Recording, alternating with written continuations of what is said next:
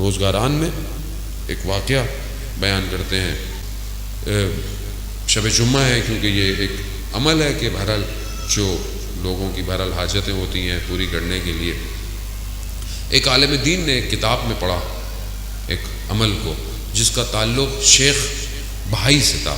شیخ بہائی بہت بڑے عالم دین تھے، فقیہ بھی تھے، کنسٹرکٹر بھی تھے، آرکیٹیکٹر بھی تھے. انہوں نے امام رضا علیہ السلام کا حرم بنایا ہے، انہوں نے بنایا، اور ابھی بھی ان کا جو مرکز ہے، ان کی جو مقبرہ ہے، وہ امام کے حرم کے اندر ہے.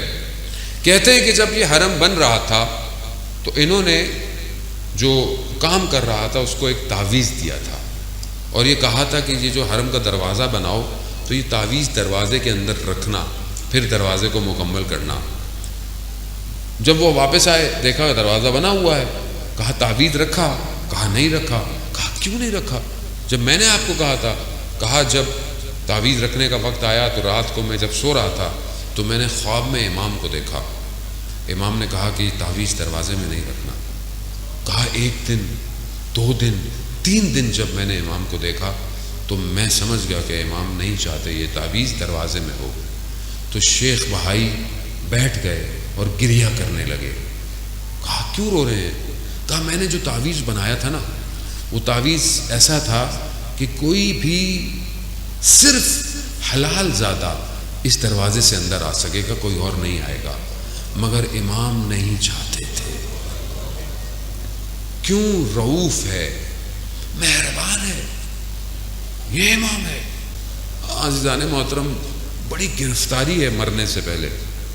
شب جمعہ ہے نا، میں اس لیے یہ بات عرض کر رہا ہوں. قبر بڑی اندھیری ہے، امام رضا روشن کر سکتے ہیں قبر کو، کیونکہ امام نے خود فرمایا جو میری زیارت پہ آئے گا میں 3 جگہ اس کی زیارتوں میں ہوں گا.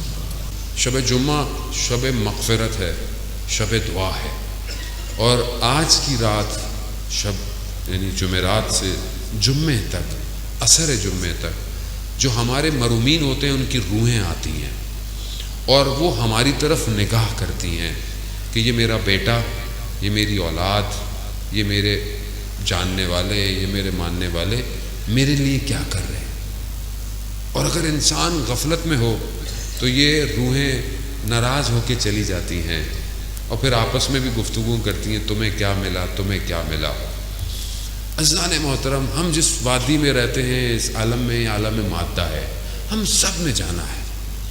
اگر آج ہم اپنے محرومین کو کچھ بھیجیں گے تو کل ہمارے لیے بھی کوئی کچھ بھیجے گا. کچھ نہیں کر سکتے تو ایک فاتحہ، کچھ صلوات، کوئی درود، کچھ نہ کچھ ضرور دیا کریں، کچھ نہ کچھ ضرور دیں. اور یہ جب دیں گے تو ان کو اسی کی ضرورت ہے. ان کو آپ اگر آپ کوئی خیر نیک کام کرتے ہیں، حتیٰ آپ کہیں پر کوئی ایک سجدگاہ بھی رکھ دیتے ہیں اور لوگ اس پہ سجدے کرتے ہیں، اس کا ثواب بھی انہیں جاتا ہے.